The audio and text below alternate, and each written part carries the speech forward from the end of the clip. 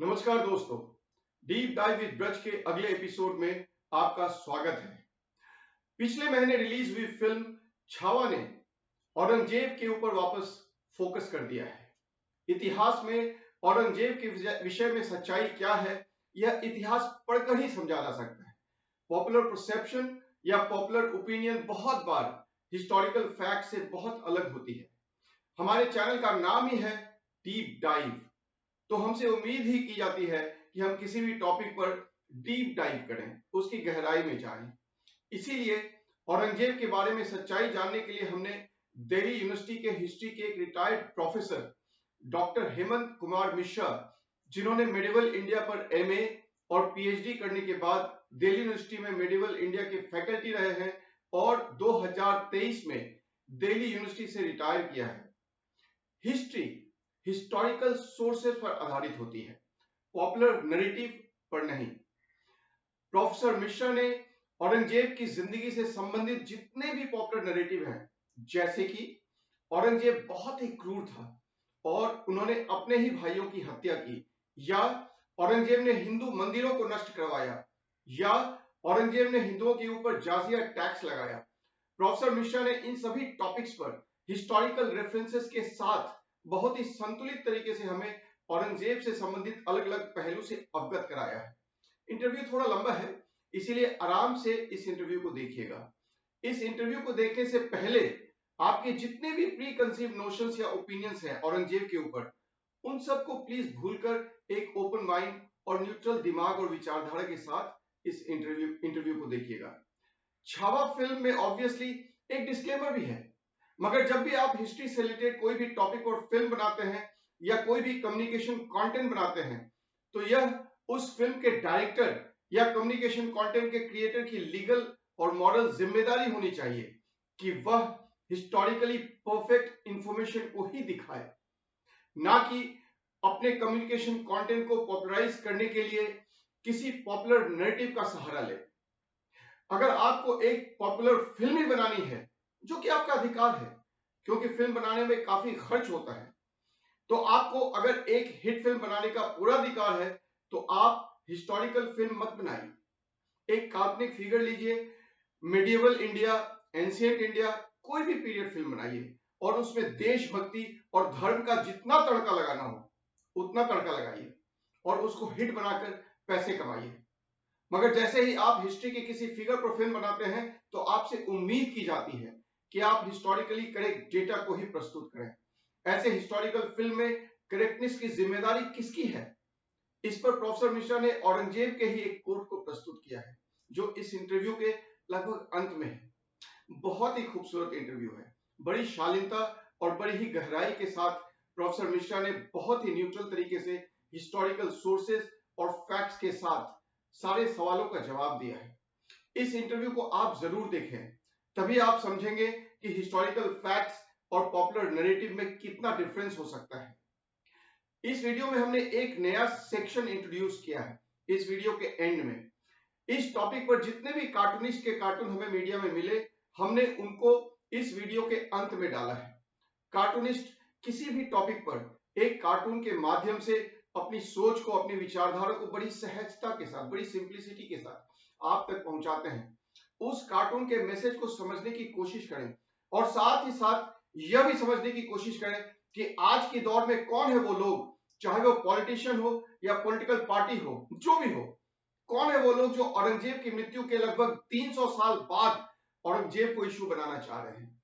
दुनिया artificial intelligence, deep seek और क्या क्या कर रही है, और हम औरंगजेब की कब्र में उलझे पड़े हैं। We need to look forward, we need to look ahead if we have to progress. Team deep dive with Braj के सभी सदस्यों की तरफ से आपको, डीप डाइव विद ब्रज के व्यूअर्स को बहुत बहुत धन्यवाद। इस वीडियो को अपने सभी दोस्त, कलीग्स, परिवारजनों तक पहुंचाएं, जिससे कि वो भी हिस्ट्री और पॉपुलर नैरेटिव के डिफरेंस को समझ सके और हमारे देश और हमारे समाज को आगे बढ़ने में और बढ़ाने में एकजुट हों। ऐसे ही बैलेंस्ड और न्यूट्रल कंटेंट के लिए deep dive with Braj YouTube channel को सब्सक्राइब कीजिए। Thank you very much. Please enjoy the video. नमस्कार दोस्तों, डीप डाइव विद ब्रज के अगले एपिसोड में आपका स्वागत है। और आज हम एक बहुत ही करंट टॉपिक पे बात करने जा रहे हैं।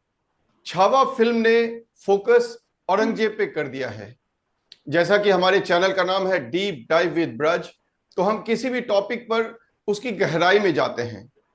अब फोकस औरंगजेब पर हो गया है, तो हम किसी एक एकेडमिशियन जो मिडिएवल इंडिया के एक्सपर्ट हों उनसे बात करना ज्यादा इंपॉर्टेंट है, रादर देन सोशल मीडिया पर जो कॉन्वर्सेशन हो रही है उसके बेसिस पे ओपिनियन बनाना।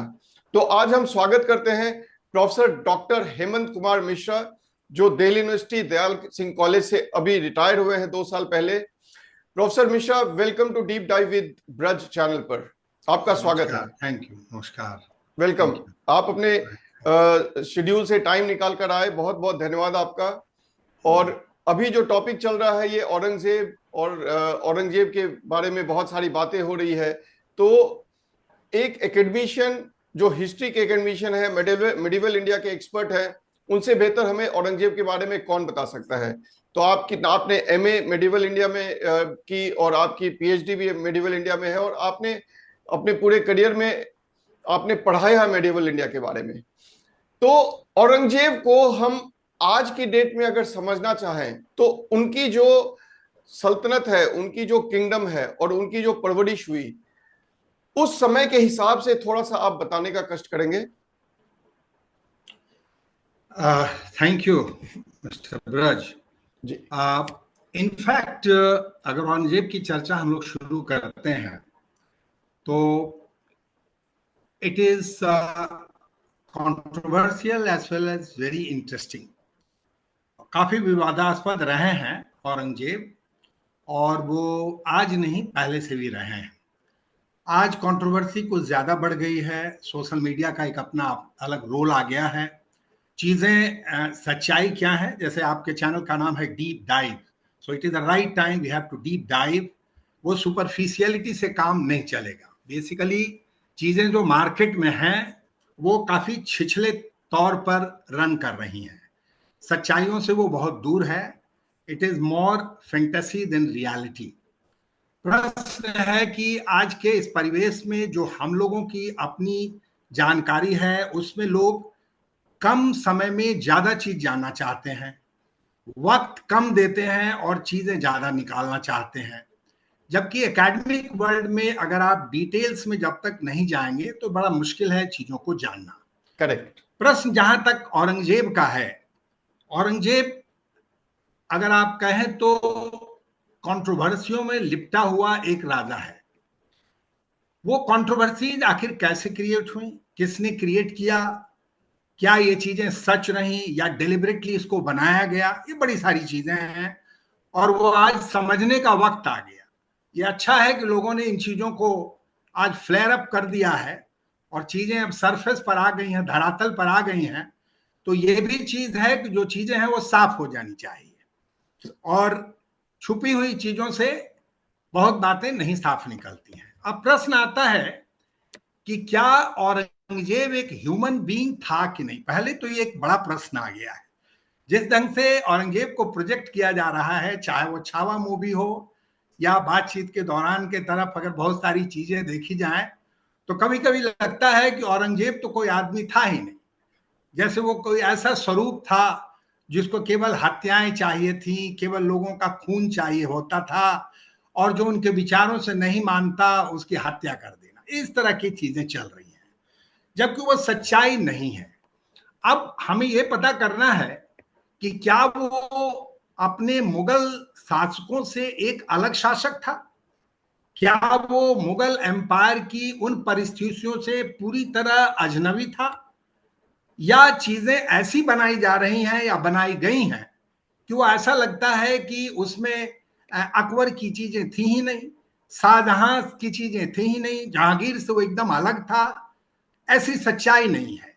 इतिहास में अगर आप डीप स्टडी उसका करते हैं तो औरंगजेब भी उन्हीं परिस्थितियों को लेकर चलता था, वो भी उसी आबो हवा में जिया था, वो भी उसी संस्कृति के बीच जिया था जहां उसके दूसरे शासक जिए थे। जिस ढंग से दूसरे शासकों ने शासन चलाया, परिस्थितियों को झेला और उसको कंट्रोल किया, औरंगजेब भी उसी परिवेश में था। अब मैं आप उसके अर्ली लाइफ की बात जाता हूं तो आप देखेंगे कि औरंगजेब का जो प्रिंसली नॉलेज हुआ या प्रिंसली पठन पाठन हुआ, जो वहां का दस्तूर था, जो अकबर ने भी सेट किया था, और अकबर कहता था कि अगर महाभारत एक ऐसा विषय है जो हर प्रिंसली एजुकेशन में जाना चाहिए, और वो अत्यंत ही इंपॉर्टेंट ग्रंथ है। वो ये नहीं कह रहे हैं या इसकी चर्चा नहीं हो रही कि पर्शियन सोर्सेज नहीं जाना, उनको कुरान का ज्ञान नहीं था, उन्हें हदीस की जानकारी नहीं थी, वो इंटेलेक्चुअल जो पर्सिया में थे उनकी जानकारी नहीं थी। लेकिन औरंगजेब यहाँ के रीति रिवाजों, यहाँ के काव्यों से भी वो अछूता नहीं था। सोर्स ये बतलाता है कि उसको हिंदी की अच्छी जानकारी थी और महाभारत और रामायण की भी उसकी जानकारी उसे अच्छी थी। मैं इसलिए इस बात की चर्चा कर रहा हूं कि जब मैं आगे डिस्कशन करूंगा और डिस्कशन में बातें वहां तक पहुंचेंगी कि क्यों वो ब्राह्मणों से नाराज हुआ, जब वो कहता है कि ब्राह्मण कम्युनिटी जो है वो अपने शास्त्रों को मिसरिप्रेजेंट कर रहा है, वो बातों को सच्चाई नहीं ला रहा है, लोगों को मिसलीड कर रहा है। जब ये औरंगजेब कहता है तो आखिर वो कैसे कह रहा है? जब तक उसको इसकी जानकारी नहीं थी कि आखिर वो अध्यात्म क्या है, भारतीय सभ्यता क्या है, तो ये एक इंपॉर्टेंट विषय है। अब आप देखें, अब आप कहते हैं जैसे कि औरंगजेब के दूसरे पक्ष को देखें, वो संस्कृति, वो काल, फिर वो अलग कैसे था? अलग कहीं नहीं है। उसके भी साम्राज्य में जब आप मनसबदारी व्यवस्था में जाते हैं तो आर्मी रेजिम में जो राजपूतों की संख्या है, मराठों की संख्या है या नॉन हिंदूज हैं, उनकी संख्या कहीं उनसे कोई कम नहीं है जहां पर मुस्लिम ब्यूरोक्रेट्स हैं। एक तो ये है, वो अकबर के जमाने से चला, शाहजहां के जमाने में चला, वो जहांगीर के जमाने में चला, वो भी यहां था। उसके अलावा जब आप देखते हैं मॉरल रिस्पॉन्सिबिलिटी की बात करता है, वो वहां पर कहता है कि state has a role to infuse the moral dictates. वो हमें एक मोरालिटी भी सेट करनी है, वो स्टेट का रोल आता है। वहां पर भी वही चीजें हैं जो पहले के तौर तरीके में थे। दो शब्द तो है जिसके बुनियाद पे मुगल साम्राज्य चलती थी, वो दो शब्द आप जिक्र कर रहे थे, वो उसको आप रिपीट करेंगे? एक शब्द आता है, हाँ, जब मैं दो शब्द, जैसे एक अखलाक है और एक अदब है, ये बड़ा इंपॉर्टेंट शब्द है जो जनरल आपको व्हाट्सएप की चीजों में नहीं मिलेगी। जी, दस्तूर जो था ये जजिया और ज़कात से नहीं चल रही थी, जिमी से नहीं चल रहा था, शासन चल रहा था अखलाक से और अदब से। अखलाक का हुआ अर्थ political conduct, what should be the political conduct, और अदब वो हुआ जस्टिस सिस्टम, अदब वो हुआ कि एथिकल कंडक्ट, आप एथिक्स को कैसे इंट्रोड्यूस करेंगे। मैं इसलिए आपको ये बात बतला रहा हूं कि जब औरंगजेब अपने शासन काल में आए तो उन्होंने खुले रूप में मेरठ के राजा राज सिंह को उन्होंने लेटर लिखा था, और उस लेटर में इस बात का जिक्र किया था कि किसी भी दूसरे संस्कृति या धर्म के टेम्पल को या लोगों को किसी भी तरीके से डिस्टर्ब ना किया जाए, और ये स्टेट की रिस्पॉन्सिबिलिटी है कि जो उसके परंपरा या धर्म से नहीं भी हैं उनको भी वही प्रोटेक्शन दिया जाए जो दूसरे को दिया जाता है। तो वो जो अखलाक और अदब की जो टेंडेंसी थी, जो चीजें थी, वो औरंगजेब मेंटेन कर रहा था। आपने बहुत इंपॉर्टेंट वर्ड यूज किया, टेम्पल। औरंगजेब पे बहुत बार यह आरोप लगाया जाता है कि उन्होंने बहुत सारे हिंदू टेम्पल को डिस्ट्रॉय किए। हिस्ट्री सोर्सेस के अनुसार फैक्चुअली करेक्ट पोजीशन क्या है? ठीक, ये बड़ा इंटरेस्टिंग है। Temple is a major issue, ये बड़ा हाईली इमोशनल इशू है, ये धर्म से जुड़ा हुआ है, and dharma is very much related to the emotions of human being. प्रश्न आता है कि पहले अगर हम ये डेटा में जाएं, आज का डेटा छोड़ दें, आज तो 6,50,000 मंदिर हैं हमारे भारत में जो रफली एस्टिमेट दिया जाता है। जो रिचर्ड इटॉन की किताब है, it's very famous historian, he has a lovely and excellent researches on done on in medieval time on Aurangzeb and other Mughal rulers। वहां पर जब आप जाते हैं तो उनका रिकॉर्ड है कि अकबर के समय में 10,000 टेम्पल थे, 10,000 टेम्पल्स। और जब अकबर ने अपने गद्दी भी छोड़ी तो with minor differences but it was almost the same number of temples. तो फिर ये जो बात कही जाती थी या कही जाती है कि औरंगजेब ने सैकड़ों मंदिर तोड़े, उन्होंने सैकड़ों ब्राह्मणों को मारा, वो ये कहता था कि हमें एक मन जनो जो है वो हमेशा आना चाहिए। नहीं, आपने 10,000 मंदिर की जो बात की वो अकबर या औरंगजेब? ये औरंगजेब के काल का मैं कह रहा हूं। औरंगजेब के काल में आप ये कह रहे हैं कि उनके कार्यकाल की शुरुआत में 10,000 मंदिर थे और अंतिम में ही लगभग 10,000 ही मंदिर थे, मोरलेस थे, जो मोरलेस। रफली तो जो इटॉन जो लिख रहे हैं, जो जो टेम्पल इटॉन लिख रहे डिस्ट्रक्शन हैं। की बात होती है, जी यहाँ पे दो चर्चाएं होती है। एक होती है कि उन्होंने कुछ मंदिरों को डिस्ट्रॉय किया, और दूसरी चर्चा होती है जो उनके डिफेंस में बोलते हैं, वो ये जी बताते हैं कि नहीं, उन्होंने बहुत सारे मंदिरों को कंट्रीब्यूशन जारी रखा। जी ये दो जी। वर्जन आता है, सच्चाई क्या है? हाँ, अब एक सच्चाई, पहले टेम्पल को मैं कंप्लीट कर देता हूं कि रिचर्ड इटॉन ये भी लिखते हैं कि 10,000 टेम्पल हैं, जो मैक्सिमम टेम्पल तोड़े गए औरंगजेब के जमाने में, उनकी संख्या वो 12 के करीब बताते हैं। रफली अच्छा। It was 12 in number. ये नहीं कहा जा सकता कि टेम्पल नहीं टूटे, लेकिन अब मुद्दा ये आता है कि जब उसने 10 टेम्पल तोड़े और उन्होंने कई टेम्पलों को दान दिया, कई टेम्पलों के पुनर्निर्माण का भी कार्य किया, साथ ही साथ जो ब्राह्मण कम्युनिटी कभी ये कहता था कि मैं रिस्क में हूं, डेंजर में हूं, उसके लिए उन्होंने फरमान जारी किया कि उनको किसी प्रकार से तकलीफ ना दी जाए, उसके भी रिकॉर्ड्स हैं। अब आप देखिए रिकॉर्ड जो टेम्पल उन्होंने बनवाए या किए, जिसको से हेल्प किया, उसमें आप हरदोई चले जाइए। हरदोई में वहां पर गोपीनाथ जी का टेम्पल है, जहां फरमान आज भी वहां के मंदिर में लिखा हुआ है कि औरंगजेब का फरमान है और औरंगजेब इसके अच्छाई के लिए ये सारी चीजें जमीन दान में दी।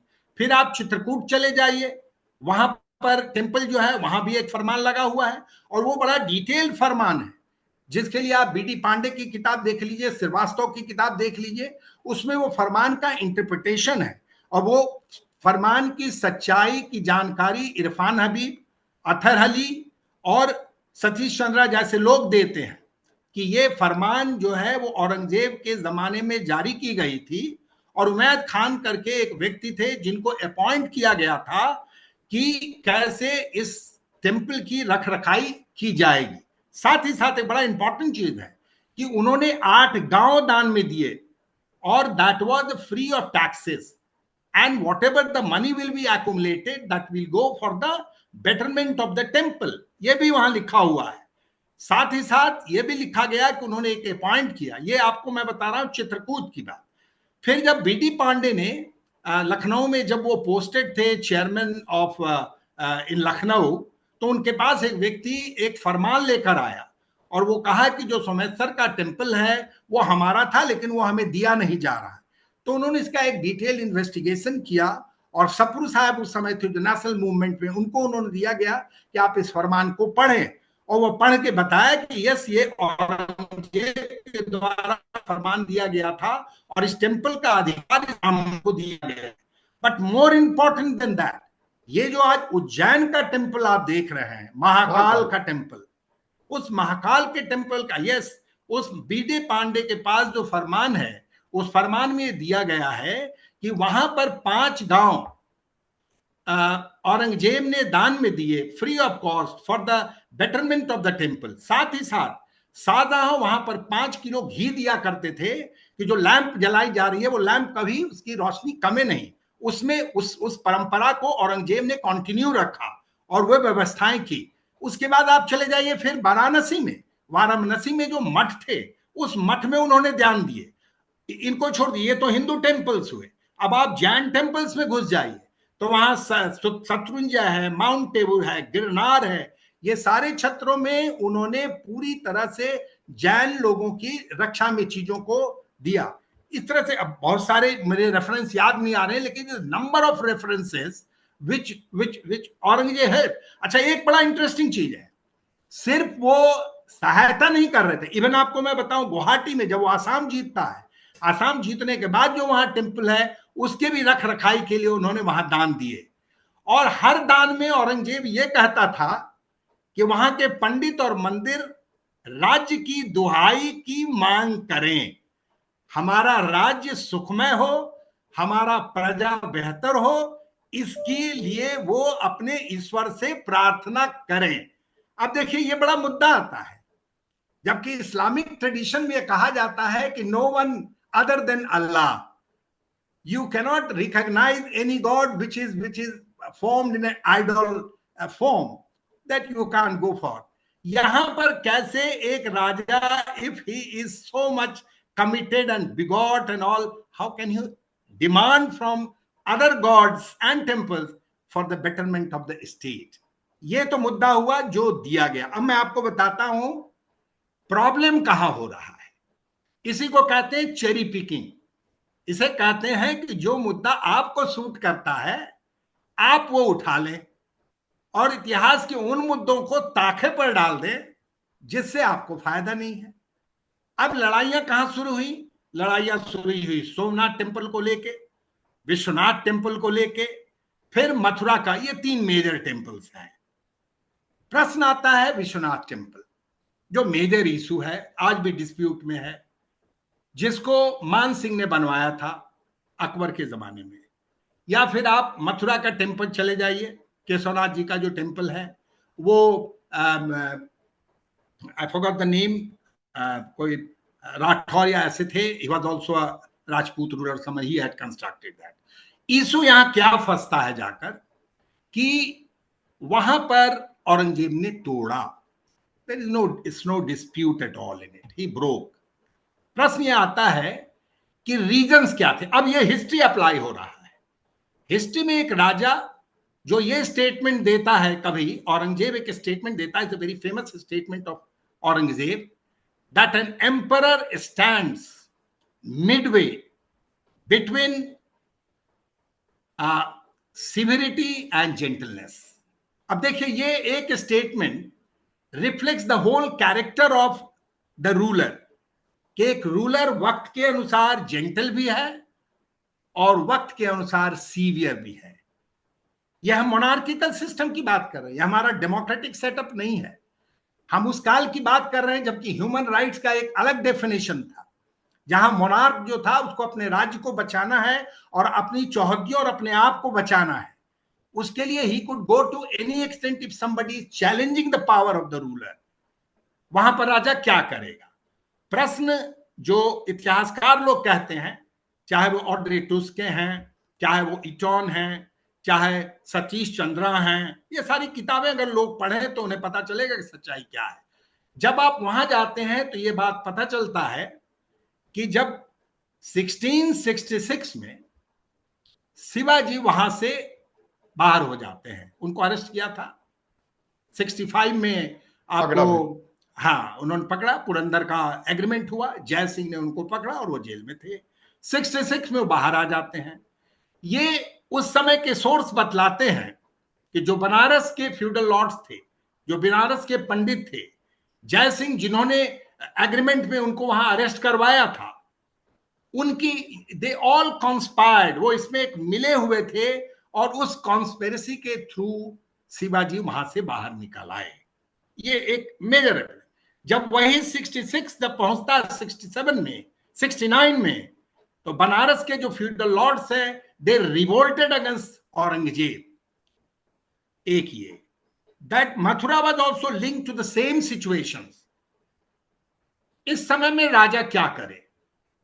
अब राजा के पास एक और ये भी जानकारी थी, क्योंकि आप बृहत संहिता अगर पढ़ेंगे तो बृहत संहिता में एक जगह लिखता है कि जो शिवलिंग बना हुआ है, अगर वो शिवलिंग किसी तरह से फट जाता है, वो तकलीफ में आ जाता है, उसमें आंसू आ जाते हैं, तो ये आप समझिए कि वो एक तरह से पूरे आपके राजनीतिक कलह का कारण बनेगा और वो आपके देश की और स्टेट की राजनीति जो है वो पूरी तरह से कमजोर और खत्म मानी जाएगी।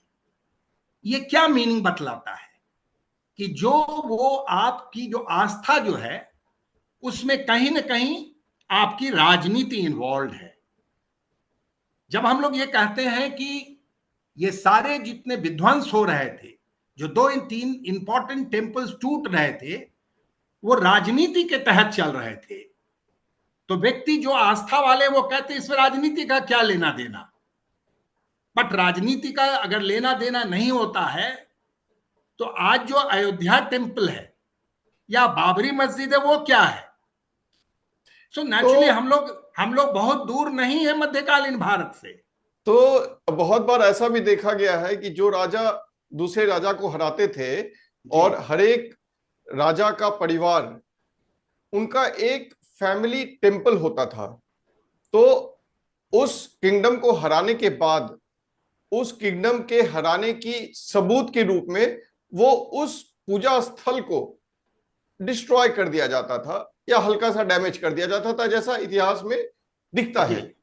तो आपकी बात से मुझे यह समझ में आ रहा है कि ये डिस्ट्रक्शन ऑफ टेम्पल जो भी हुआ है वो टेम्पल डिस्ट्रक्शन नहीं हुआ है, बल्कि वो उस राज्य या वहां के जमींदारों से जो खटपट या रिवोल्ट या उनसे लड़ाई हुई, वो उस प्रक्रिया के अंतर्गत ये हुआ। उसको हम सिर्फ टेम्पल डिस्ट्रक्शन को प्लग आउट करके नहीं देख सकते हैं।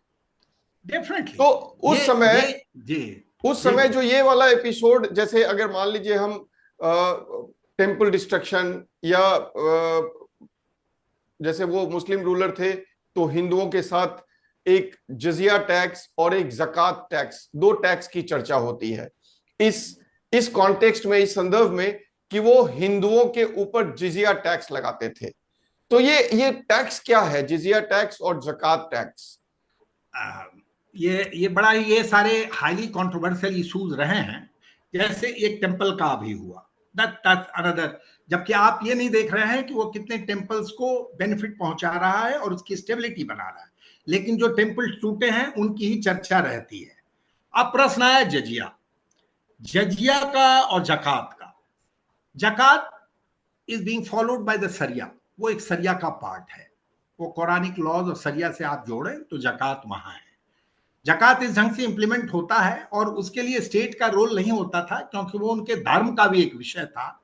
और धर्म का इसलिए विषय होता था कि आपके पास अगर सोने की तादाद 8 तोले से ज्यादा है या चांदी का अमाउंट 21 तोले से ज्यादा है रफली, तो आपको 2.5 टैक्स देना पड़ता था।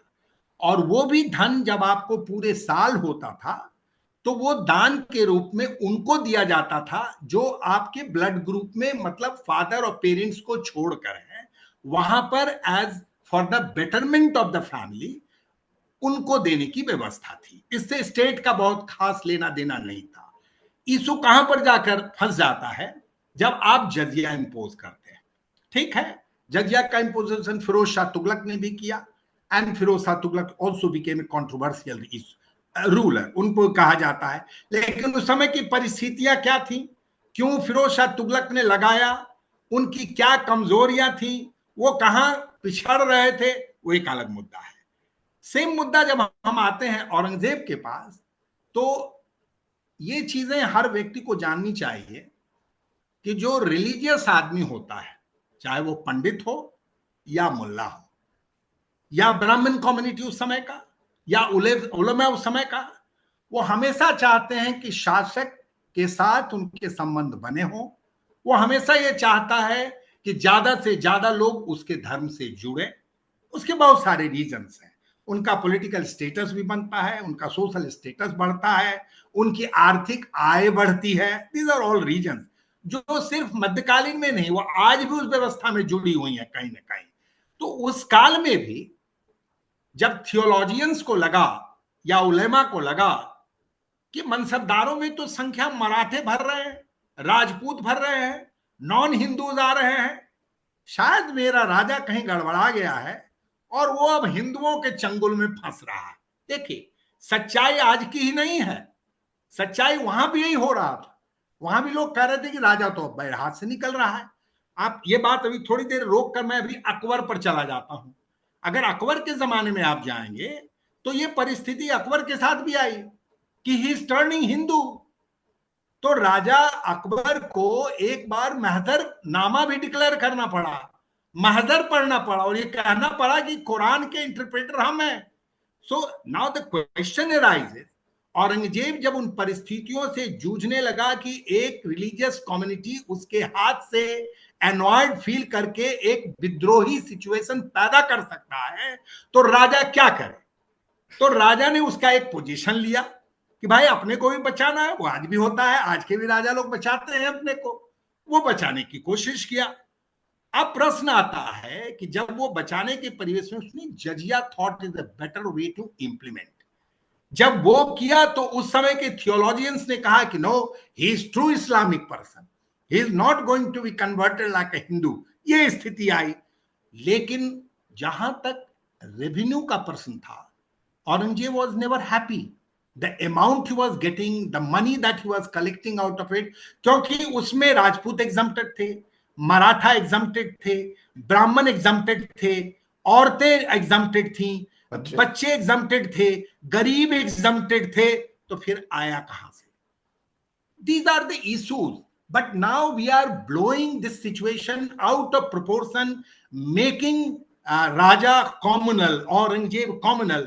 दैट्स अब तो ये भी एक राजनीतिक पहलू था, हम इसे रिलीजियस एंगल से देख रहे हैं। जी, औरंगजेब पे हमेशा ये आरोप लगता रहा है कॉन्वर्सेशन में, बातचीत में, कि वो बहुत क्रूर थे, बड़े और उन्होंने बहुत बर्बरता की, चाहे वो अपने परिवार के प्रति हो, चाहे वो जो राजा उनके मुगल साम्राज्य के हेजेमनी को, सुप्रीमेसी को स्वीकार नहीं करते थे, वो उनके खिलाफ हो। संभाजी महाराज एक एग्जाम्पल है, जिनको टॉर्चर किया, जिनका वध किया।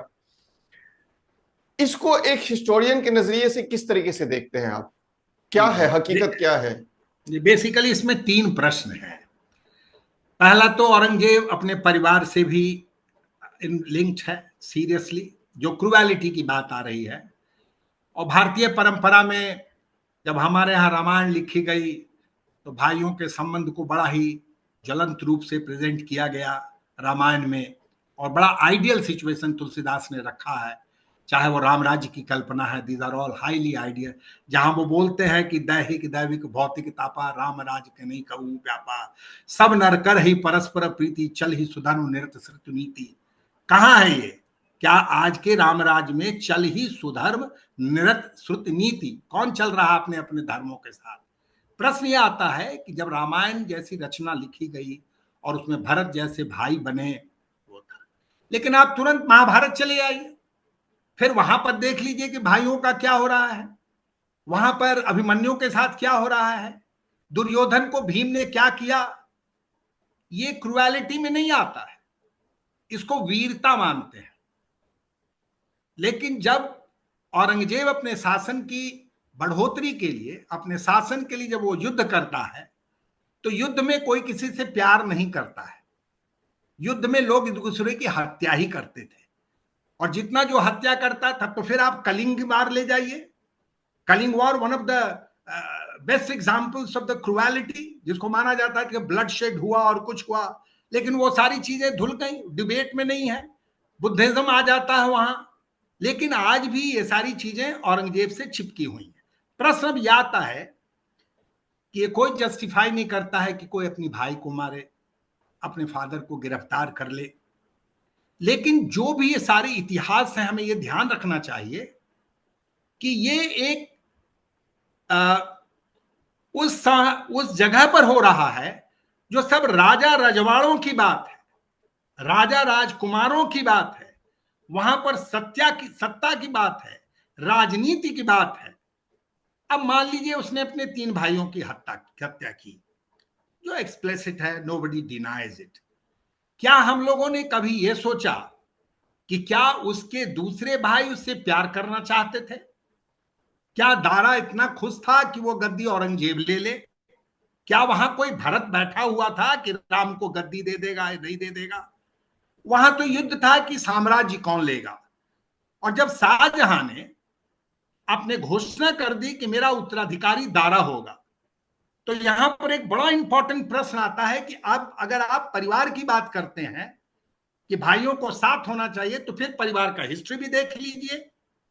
परिवार का हिस्ट्री यह है कि औरंगजेब को उसके फादर ने 16-17 वर्ष की उम्र में डेक्कन भेज दिया, go and control the south of India, and he went there happily.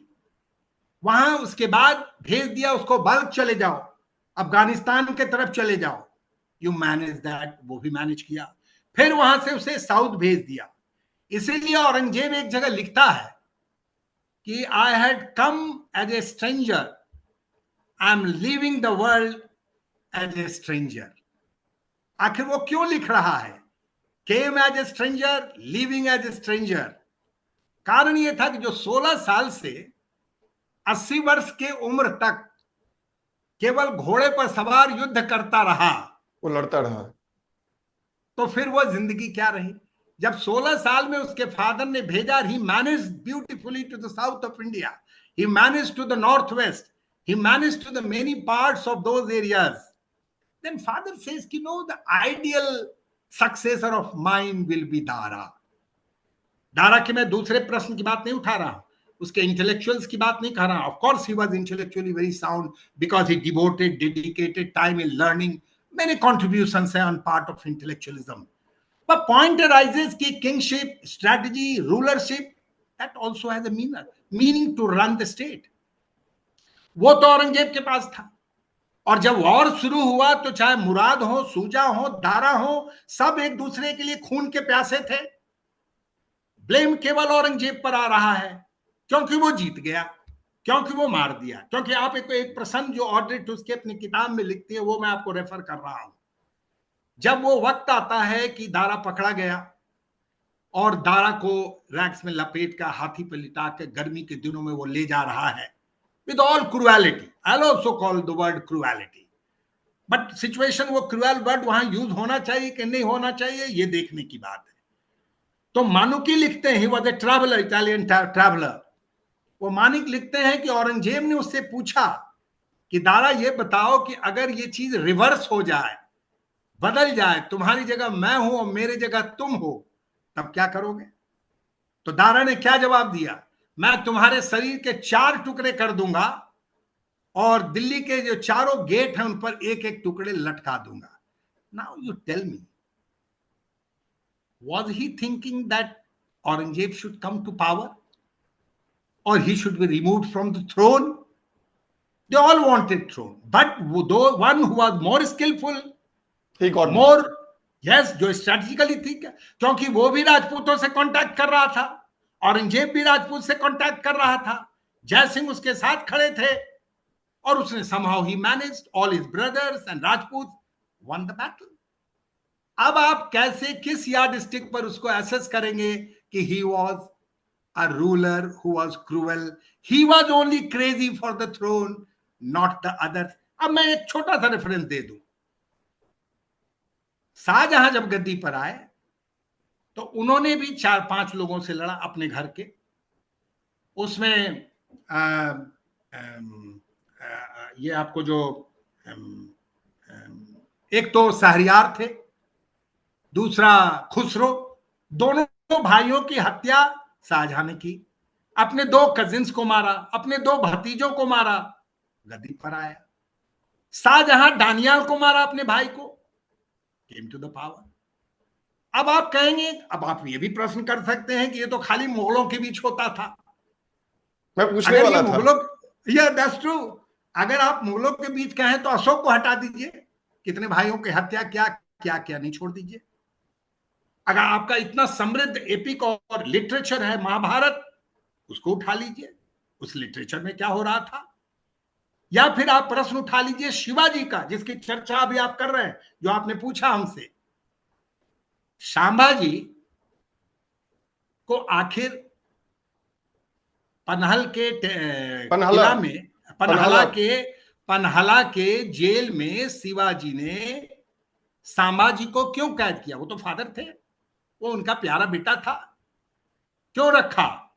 ठीक, क्योंकि उन पर ये मराठी सोर्सेस कहता है कि he was a man of sensual pleasures and he was an irresponsible ruler. So Shivaji was very very upset because he was A disciplined man.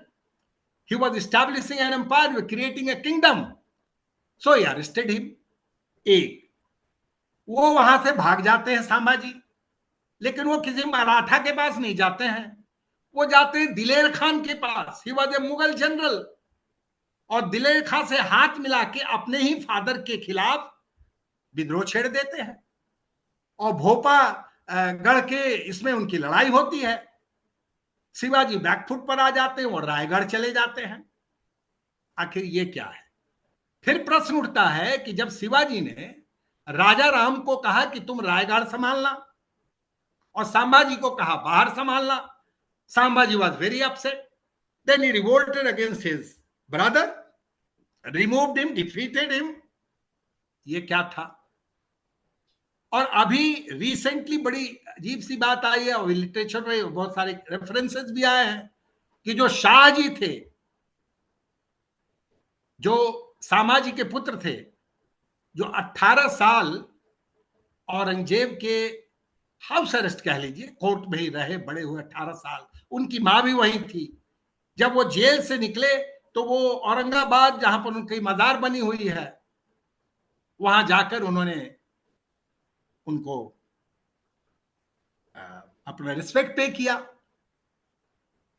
तो आप सारी चीजें मिली जुली हैं।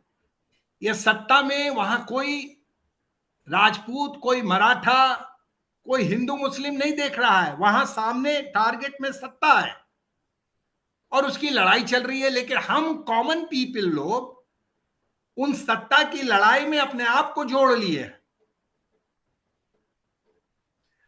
अब अगर हम यहाँ पे, अभी तक हमने औरंगजेब और मुगल रूलर्स की बात की, अगर हम इसी को उस वक्त के हिसाब से, मैं महाभारत और रामायण के वक्त में ना ही अभी के वक्त में जा रहा हूं, मैं उसी मेडिवल इंडिया की बात कर रहा हूं, उस वक्त में क्या मुस्लिम रूलर के साथ लड़ाई कर रहे थे, हिंदू हिंदू के साथ लड़ाई कर रहे थे? क्या हिंदू रूलर किसी हिंदू को हराने के बाद उन्होंने वहां की जनता के साथ वही क्रूएल्टी दिखाई? क्या हिंदू मुस्लिम मिलकर, मतलब ये हिंदू मुस्लिम एंगल था या अपने साम्राज्य के विकास का एंगल था? इसमें कुछ एविडेंसेस, एग्जांपल्स हैं। अब जैसे औरंगजेब, उन्होंने बीजापुर और हैदराबाद, उन दोनों को हराया। उसके बाद इनका शिवाजी का, इनका भी जो बंगाल में आक्रमण हुआ, तो was it limited to Muslim and Hindu? What was the reality going on? जी नहीं, ये इट्स एन एक्सेलेंट क्वेश्चन। देखिए, अब भरत जी, ये मैं आपको बताऊं कि जब इतिहास हम देखते हैं तो इतिहास में we shouldn't be selected of a particular phase. हमें ये नहीं होना चाहिए कि हम केवल मुगल काल ही देख रहे हैं। जब आप हिंदू और हिंदू शासकों की लड़ाई केवल हम मुगल साम्राज्य में ही ना ढूंढें, उसके पहले भी ढूंढना चाहिए हमें। जैसे अगर आप वो परिस्थिति में आप जाते हैं तो आप फिर वहां चले जाइए जब गुर्जर प्रतिहाराज हैं, जब आप पालाज हैं और राष्ट्रकूटाज हैं, इनके बीच जबरदस्त लड़ाई चल रही है। और लड़ाई जो होती है तो फिर वॉर ही होता था। फिर राष्ट्रकूटाज क्या करते हैं? पल्लवों की हालत खराब कर देते हैं, पल्लव हार जाते हैं, उधर चेर है, चालुक्याज हैं, उनको खत्म करते हैं। फिर चोला आते हैं, चोला सबों को ध्वस्त कर देते हैं। आप फिर चले जाइए विजयनगर एम्पायर में। विजयनगर एम्पायर में वारंगल में क्या हो रहा था? रेड्डीज को कौन हरा रहा था? ठीक है, बहमनी किंगडम से भी उसकी लड़ाई चल रही थी, साथ ही साथ रेड्डीज में लड़ाई थे। ये तो हुआ आपको हिंदुओं की लड़ाई। अब मुगल काल में हम देख लेते हैं, लेकिन इसमें सिर्फ हमें ये नहीं देखना चाहिए कि मुगल राजा मुस्लिम से लड़ रहे हैं और हिंदू हिंदू से लड़ रहे हैं। प्रश्न ये भी आता है कि अगर कोई मुस्लिम राजा लड़ रहा है तो उसके कितने सेनापति जो हैं वो हिंदू हैं, या एक हिंदू शासक लड़ रहा है तो कितने उसके मुस्लिम ब्यूरोक्रेट्स उसके साथ हैं। That is also meaning. अगर आप खाली हिंदू हिंदू और मुस्लिम मुस्लिम की बात करते हैं तो सबसे बड़ा इंटरेस्टिंग बात यह आता है कि जब गोरी आपके यहां आक्रमण किया तो पृथ्वीराज चौहान थे, और पृथ्वीराज चौहान के साथ उस समय एक ही सबसे इंपॉर्टेंट साम्राज्य था, वो पूरा राजस्थान, जहां गोहिल फोर्सेस थे, जहां राठौर थे, जहां राणास थे, जहां काछवास थे, जहां सिसोदी, ये सारे चीज थे। प्रश्न उठता है कि पृथ्वीराज चौहान के साथ कौन खड़ा था? जयचंद को तो हम लोगों ने देशद्रोही बना दिया, जबकि वो देशद्रोही का प्रश्न नहीं था। जयचंद को अपने साम्राज्य की अपनी लोलुपता थी, उसके अपने एम्बिशंस थे। So why will he go to support Prithviraj so that he'll become much more stronger again and he will be deprived of his opportunities? यहां तो सारे राजनीतिक एम्बिशंस, महत्वाकांक्षा का प्रश्न है और इसी के साथ लोग जुड़ रहे हैं और टूट रहे हैं। तो आप ये कह रहे हैं कि पृथ्वीराज चौहान के साथ कोई राजपूत रूलर खड़ा नहीं था? कोई भी नहीं था। अगर वहां देख लेते हैं तो उसके बाद कोई भी नहीं है। इवन ये तो आपको पहला प्रश्न हो गया, कोई भी उसके साथ वॉर में नहीं आता। जब when he requested to them, ये भी इन राइटिंग में है, even then now you come and help, now you come and support. कई बार हम लोग बहादुर की श्रेणी में उन लोगों को डालते हैं जो या तो कमजोर होते हुए बड़े से लड़ जाता है, भले वो हार जाए या मर जाए, उसको हम बहादुर कहते हैं। लेकिन जो बड़ा साम्राज्य चला रहा है और जो जीत जाता है वो जल्दी कभी बहादुर नहीं कहलाता है। इसलिए आप कभी भी देखेंगे, मुगल साम्राज्य हो या पहले के शासक, जो मेन शासक होते थे, उनको बहादुर की संख्या नहीं मिलती थी। उनको मिलती थी जो उनसे लड़ते थे, हार जाते थे, भले वो कमजोर मर जाए, उनको बहादुर की गिनती होती थी। अरे वो तो लड़ते लड़ते मर गया। प्रश्न इस बात का है कि जब बाबर आपके यहां आया, बाबर को, अब मैं कह दूं बहादुर तो इस पर भी रिएक्शन हो सकता है, बाबर फरगना से आ रहा है। He had a smaller number of army. He kept on struggling. He had a very difficult phase there in Fargana. वहां तो उसको उज्बेक पकड़ रहे थे, वहां तो उसकी हालत खराब थी, सफाविद सुधर थे। अब आप कह रहे हैं मुस्लिम मुस्लिम कैसे लड़ रहा है? आज भी इस देश में, छोड़िए आप मेडिवल की बात कर रहे हैं, आज आपकी बात कर लीजिए तो क्या अफगानिस्तान पाकिस्तान एक है? सब इस्लामिक स्टेट है, पूरा अरब वर्ल्ड इस्लामिक स्टेट है। क्या ईरान इराक एक है? ये वही चीज वहां भी थी। अपना जगह था, अपनी मातृभूमि थी, अपना राज्य था, उसको बचाना था। लेकिन जब बाबर यहां आता है, और बाबर की लड़ाई किससे हुई? कोई हिंदू शासक से नहीं हुई, इब्राहिम लोदी वाज हियर। उस इब्राहिम लोदी की सहायता राणा सांगा ने क्यों नहीं कर दिया? If you think that he was an outsider, ये तो इनसाइडर आउटसाइडर का खेल तो आज हो रहा है। उस समय तो boundaries were porous, there was no nationalism, वो जो नेशनलिटी का कॉन्सेप्ट था वो तो था नहीं। Boundaries were not decided, it was always porous, it was always flexible. जो जहां पर शक्ति और ताकत पाता था वो वहां चला जाता था। ये तो आज आउटसाइडर इनसाइडर हो गया। तो जब बाबर आए तो मान लीजिए, अगर हम इस प्रसंग को उठाए, इनसाइडर लोग, तो इनसाइडर लोग कहां थे आउटसाइडर के लिए? Nobody was standing with him, he fought all alone, हार गया। और फिर वही हालत हुई राणा सांगा की, he was also defeated. Such a brave, such a big ruler, thousands and lakhs of people he had, yet he was defeated. अब वो जो इब्राहिम लोदी के भाई थे, मोहम्मद लोदी, वो राणा सांगा के साथ खड़े हो गए। अब आप ये बताइए कि वो तो मुस्लिम थे, फिर राणा सांगा के साथ उसी बाबर के खिलाफ खड़े हो गए। तो it's not complex, it's very simple to understand if you know history. If you know history, things are very simple. तो हिंदू हिंदू से, मुस्लिम मुस्लिम से, ऐसा कोई प्रश्न नहीं। सबके जगह एक ही अर्जुन्स आई was there and that was the सत्ता। अपने साम्राज्य को मजबूत करना और बढ़ाना जी। तो ये सारा डिबेट जो अभी शुरू हुआ है, फ्रेश कंट्रोवर्सी जो अभी शुरू हुई है, ये एक फिल्म से शुरू हुई है, छावा। ये हिस्ट्री पर अगर कोई फिल्म बनती है और उसमें हिस्ट्री के पूरे किताब हिस्ट्री से एक पन्ने को उठा के सिलेक्टिवली उसको दिखा के उसको ग्लोरीफाई या किसी को विलीफाई किया जाता है, और कहीं कहीं पे शायद डिस्टॉर्शन भी किया गया है, फैक्चुअली इनकरेक्ट प्रेजेंट भी किया गया है। ये कहां तक सही है कि एक बॉलीवुड फिल्म, अगर आप एक काल्पनिक फिल्म बनाते हैं और एक काल्पनिक कैरेक्टर और काल्पनिक पूरी पीरियड फिल्म बनाते हैं, वो अलग बात है। मगर अगर आप एक्चुअल हिस्टोरिकल इंसिडेंट को पोर्ट्रे कर रहे हैं, तो क्या वहां पे डायरेक्टर की जिम्मेदारी नहीं कि वो फैक्चुअली करेक्ट हो? और यहाँ पे थोड़ा सा हमारी सेंसर बोर्ड की भी जिम्मेदारी आती है। क्या सेंसर बोर्ड की जिम्मेदारी नहीं है कि वो ऐसे फिल्म को जहां पे फैक्चुअल इनएक्यूरेसी हो या फैक्चुअल मिसरिप्रेजेंटेशन हो उसको क्वेश्चन करे? एज ए हिस्टोरियन आप इसको कैसे देखते हैं? छावा जो मूवी बनी है, एक्चुअली पहले भी मूवी बनती रही हैं इतिहास के नाम पर, लेकिन फिल्म के शुरुआत में और चीजों में वो लिख दी जाती है कि इट इज फिक्शन बेस्ड। पहले हम छावा को छोड़कर पद्मावत पर आ जाए।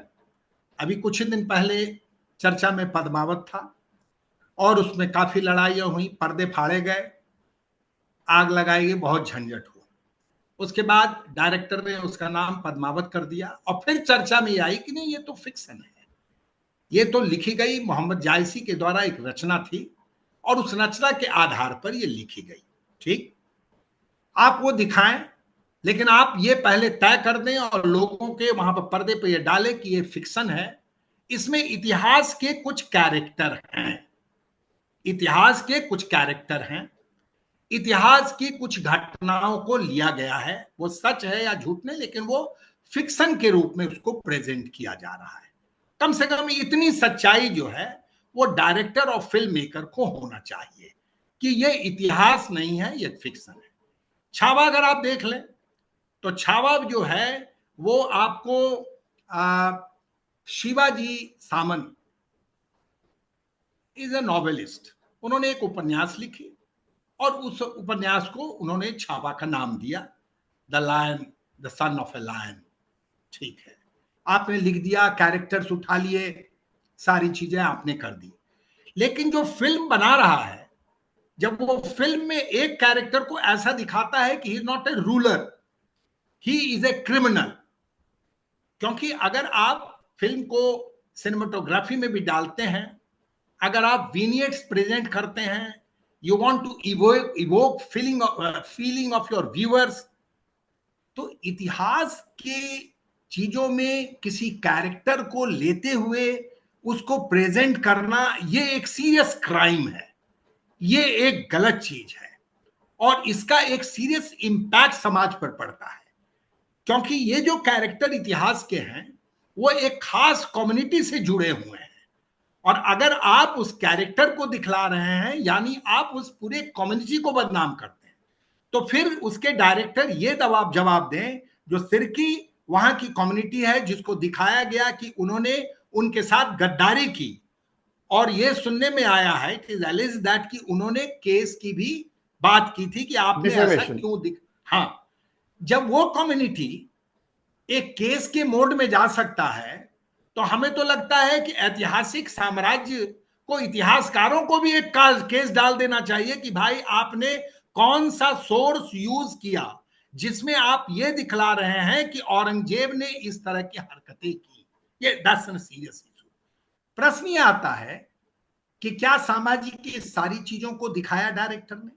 अगर आप इतिहास कहते हैं तो वो भी दिखाइए कि उनका अपना कैरेक्टर क्या था, उन्होंने अपने फादर के साथ क्या किया, फादर ने उनके साथ क्या किया। ये ठीक है कि औरंगजेब ने उनको ह्यूमिलिएट किया था, क्योंकि वो औरंगजेब के साथ पहले जुड़े रहे, और जब औरंगजेब के सोर्सेस को, उसके रेवेन्यू, टैक्सेशन को, कलेक्शन को उन्होंने डिस्टर्ब किया, then what raja will do? Raja arrested him, he humiliated him in his court and then ultimately he was executed। जो ये परंपरा होती थी, एग्जीक्यूशन के बड़े मीनिंग होते थे उस समय में, उस काल में, क्योंकि राजा एक फियर, एक दहशत भी प्रोजेक्ट करता था कि अगर वो दहशत से हम अपने शासन को, साम्राज्य को मैनेज कर सके तो वो भी टैक्ट अपनाता था। तो फिर तो ये फिल्म जो है वो अपने आप में is not at all a part of history. Few characters you have picked up, few incidents you picked up, and some of the wrong incidents you picked up and presented in a misleading fashion। तो ये एक serious issue है। एक film का जो impact होता है, history का किताब आपको जाकर पढ़ना होता है। अगर आप फिल्म को एक एज एन एंटरटेनमेंट या as as a mass entertainment tool present करते हैं, जिसको सिनेमा हॉल में जाकर लोग देखते हैं, उसका इम्पैक्ट कुछ और ही होता है। तो एक कॉमन मैन फिर क्या करे? मैं मास कम्युनिकेशन का आदमी हूं, आप हिस्टोरियन है, हम लोग समझ रहे हैं, लेकिन एक आम आदमी, उसके ऊपर जो फिल्म की इम्पैक्ट होती है वो बहुत ज्यादा होती है। वो उसको एक नैरेटिव के रूप में एक्सेप्ट कर लेता है, और वो उसकी उसकी जिंदगी में वही एक हकीकत के रूप में रह जाती है। आज हमने रामचंद्र को नहीं देखा, लेकिन हमने टीवी सीरियल में जो राम की तस्वीर देखी है वही हमारे जेहन में बसी हुई है। हमने अर्जुन को नहीं देखा, लेकिन महाभारत सीरियल की जो अर्जुन की तस्वीर है वही मेरे जेहन में बसी हुई है। तो ये एक इम्प्रिंट बहुत ही सॉलिड हो जाता है। तो एक आम आदमी के हिसाब से अगर हम इसको बोलें, वो क्या करेगा फिर? वो उसके व्हाट्सएप में आ रहा है, उसको फिल्म दिखाया जा रहा है, न्यूज़पेपर में, टीवी न्यूज चैनल पे क्या हो रहा है वो हम देख ही रहे हैं। हमारे नेशनल साइकी के साथ जो हो रहा है, इसका जो परिणाम है, कल नागपुर में क्या हुआ हमने देखा। तो इसका क्या इलाज है फिर? मैं आपको इसका जवाब औरंगजेब के ही तहत में देता हूं। औरंगजेब कहा करते थे कि moral welfare is the responsibility of the ruler और द स्टेट। ये जो मॉरल वेलफेयर है, कैसे आप मोरालिटी के क्वेश्चंस को, क्या बेहतर समाज के लिए एक नैतिकता हो सकती है, उसको लाने का कर्तव्य और फर्ज जो है वो स्टेट का होता है। जैसे आप औरंगजेब का काल याद करें तो औरंगजेब कहता था कि शराब पीना, जुआ खेलना, ये करना, इसको मैं किसी भी सूरत में क्रश कर दूंगा। आज भी हम लोग उस चीजों को खराब मानते हैं, गलत मानते हैं, बट ये किसकी जिम्मेदारी थी? वो कहा कि ये मेरी जिम्मेदारी है, इसके लिए मेरी जनता नाखुश हो जाए, चाहे मुझे कुछ कह ले, लेकिन मैं एक मॉरल क्वेश्चंस को हमेशा एड्रेस करूंगा और चाहूंगा कि ये नैतिकता समाज में आए। आपको शायद मैं आपके प्रश्नों का जवाब दे रहा हूं। मैं समझ गया, आप बिल्कुल अच्छे से किसकी जवाब दे रहे हैं। जिम्मेदारी है? ये किसकी जिम्मेदारी है? आपने जवाब दे दिया, आपने जवाब दे दिया, बहुत अच्छे से दिया, बहुत खूबसूरती से दिया, और औरंगजेब के स्टेटमेंट से दिया। ये जवाब की सबसे बड़ी खूबसूरती ये है। तो अब अगर हम औरंगजेब पर आ जाएं, और ये लास्ट क्वेश्चन है, अगर औरंगजेब के प्लसेस और माइनसेस को अगर इन रिट्रोस्पेक्ट हमें देखना है एज ए हिस्टोरियन, अगर आप देखें, और अगर मैं कहूं कि औरंगजेब के 3 प्लसेस या कुछ माइनसेस को आप एक just to have a wholesome picture, so that अगर उसको औरंगजेब को कोई ज्यादा ग्लोरीफाई भी करे या ज्यादा विलीफाई भी करे, वो नहीं, ये उनकी अच्छाई थी। हर एक रूलर की अच्छाई होती है, और हर एक रूलर की कुछ न कुछ एरिया होते हैं जहां पे वो इंप्रूव कर सकते हैं। तो आपके हिसाब से किस तरीके से आप इसको देखेंगे? मैं एक चीज ये मानता हूं कि मैं कहूं कि यहां पर औरंगजेब गलत है या सही है, वो सारा दृष्टिकोण जो भी होगा वो आज के ही दृष्टिकोण, because every history is a contemporary history. मैं आज के ही दृष्टिकोण से हमेशा औरंगजेब को इवैल्यूएट करता हूं या पास्ट को भी इवैल्यूएट करता हूं।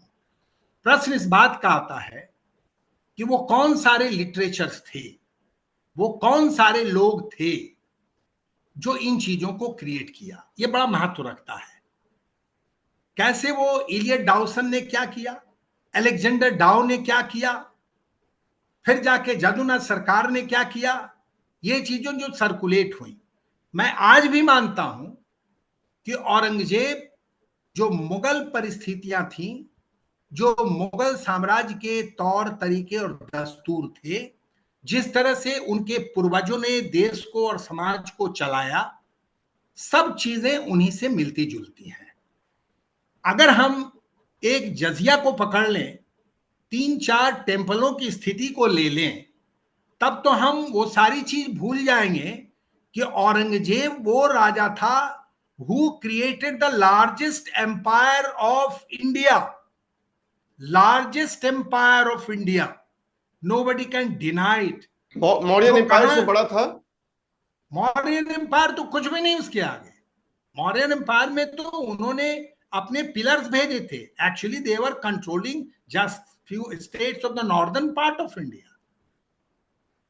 औरंगजेब तो आपको नॉर्थ से चला गया, अफगानिस्तान के वहां को छूता हुआ तमिलनाडु पहुंच जाता है, वेस्ट और ईस्ट उसके पास थे। He was the one who was ruling the largest empire of India. और वो लार्जेस्ट एम्पायर नहीं था, ब्रिटिश साम्राज्य के पहले अगर भारत का कोई मैप दिखाता है तो वो औरंगजेब का काल, जो भारत क्या था, जिसको ये ग्रेटर इंडिया कहते हैं, वो ग्रेटर इंडिया यही काल था, अखंड भारत। वो अखंड भारत, वो तो फिर अलग डिबेट का चीज है, लेकिन आप उसी पहलू में इनकी ही बातों को अगर कहा जाए तो वो तो अखंड भारत वही है। अब वो अखंड भारत जो होता है तो लार्जेस्ट एम्पायर ही क्रिएटेड, उसके बड़े फायदे थे। आप वॉर को कोई साधारण चीज ना माने। वॉर और इंक्रोचमेंट जो होता था वो सिर्फ वॉर इंक्रोचमेंट नहीं होता था, वो कल्चरल डिफ्यूजन को भी लाता था, इंटरेक्शन को बढ़ाता था, आपकी चौहद्दियों को तय करता था। ये जो हमारा एक कल्चरल यूनिट जिसकी चर्चा हम लोग बार बार करते हैं, वो तो ये समाज क्रिएट हुआ जो उस समय में हम लोग नॉर्थ से साउथ गए। आपको एक बड़ा इंटरेस्टिंग चीज बताए, जब 1680 के बाद औरंगजेब साउथ इंडिया में ही रहा और वहीं मरा, डेक्कन में, और हाँ 1680 के बाद। और औरंगजेब कहा करता था कि मुझे साउथ इंडिया बहुत पसंद है, यहाँ की हवा बड़ी शुद्ध है, यहाँ का पानी बहुत मीठा है, और यहाँ की जमीन बड़ी उर्वरक है। ये स्टेटमेंट है औरंगजेब का। अच्छा। अब Aurangzeb south India he loved so much that he never wanted to come back. मे भी मैं थोड़ा सा मैं बोल रहा हूं, ज्यादा बोला, लेकिन प्रश्न है कि he was spending time over there with all pleasure and all. प्रश्न केवल औरंगजेब का नहीं था, जितने सारे लोग नॉर्थ से गए थे, they were very upset because they were saying that we have come in a different world। ये तो अलग देश है, यहाँ की भाषा नहीं समझ रहे, यहाँ के लोग हमसे अलग लगते, यहाँ के तौर तरीके। देखिए, अब आप उस काल में चले जाइए जब आपको दो हिंदुस्तान की बात हो रही है, और ये कॉन्सोलिडेशन भारत को एक कर रहा था। औरंगजेब के ये एफर्ट्स कहीं भारत को एक कर रहे थे। इसीलिए जब अंग्रेज भी आए तो अंग्रेज ने वही भारत का एक नक्शा रखा जो औरंगजेब का था, और ये चीजें चलती गई। और आज जो भारत दिख रहा है, हटा दीजिए पाकिस्तान तो बाद की बात हुई, अदरवाइज वही जो औरंगजेब का हिस्सा था वही हम आज रूल कर रहे हैं। और वो सांस्कृतिक विलय जो हुआ, उसके लिए हम कभी भी औरंगजेब की बड़ाई नहीं करते। हम ब्रिटिशर्स को नॉर्मली क्रेडिट करते हैं कि उन्होंने यूनिफाई किया इंडिया को। डेफिनेटली वो शेप को लाया। हाँ। और औरंगजेब जो शेप ला रहा था, जो वहां पर 80 से 1707 तक बैठा रहा, जहां उसके सारे नॉर्थ के लोग बैठे रहे, तो वो विलय कहां जा रहा था? जब वो तमिलनाडु को जीजी को जीत रहा था, आदिल शाह को हरा रहा था, मराठा का कैपिटल बन गया था, मराठा के साथ जुड़ा हुआ था। ये क्या था? इसकी इस योगदान और इस कंट्रीब्यूशन को कौन याद करेगा? बहुत खूबसूरत। ये जो आपने खूबसूरत perspective the, that he was the actually culturally unifying force of India. जो अखंड भारत की आज हम बात करते हैं, वो औरंगजेब के समय का साम्राज्य अगर आप देख लें, वो था अखंड भारत। बस इसी खूबसूरत नोट पर मैं चाहूंगा कि अगर आपके पास और कुछ कहने को है इस टॉपिक पर तो आप please continue. Open canvas for you. बस मैं यही कहना चाहूंगा कि जो चीजें फैंटेसी और रियलिटी, ये दो चीजें हैं। फैंटेसी को रियलिटी ना समझने दिया जाए, मिथ को फैक्ट नहीं बनने दिया जाए, और इतिहास की जो सच्चाइयां हैं वो सच्चाई को ही सामने लाया जाए, और तभी हमारा देश फिर से और मतलब पूरी तरह से और भी समृद्धता को पा पाएगा, लोग जुड़ पाएंगे, हर कम्युनिटी एक दूसरे के साथ अच्छे ढंग से होली खेल पाएगा। बहुत ही खूबसूरत। प्रोफेसर मिश्रा, बहुत ही बढ़िया से आपने औरंगजेब उस जमाने में और हमारे देश के विभिन्न डायमेंशंस को ट्रीट किया, बहुत ही बैलेंस पर्सपेक्टिव दी। बहुत सारे आपने ऐसे फैक्ट्स दिए जो एक्चुअली मैं पिछले एक सप्ताह से, जब से आपसे बात हुई है, मैं पिछले एक सप्ताह से शिवाजी और औरंगजेब, इनके बारे में काफी शहरों के नाम, कुंडारपुर और ये सब बहुत सारे शहरों के नाम मैंने सीखे हैं पिछले एक सप्ताह में, काफी स्टडी किया है। मगर आपने जो पर्सपेक्टिव दी ना, वो फैक्ट से बियॉन्ड थी। ये वाला पर्सपेक्टिव अभी तक मैंने कहीं नहीं पढ़ा था। ये बहुत ही नए तरीके से आपने हमें दिखाया। Thank you very much for your time. Medieval India पे कभी भी कोई टॉपिक आती है मैं आपको फिर डिस्टर्ब करूंगा और आपके जो रिच नॉलेज और इंसाइट है उसको deep dive with Braj channel के दर्शकों के सामने लाने के लिए आपसे रिक्वेस्ट करूंगा। Thank you sir, thank you very much for your time and for your perspective, for giving this opportunity to thank you so much professor Mishra, thank you, god bless you, thank you.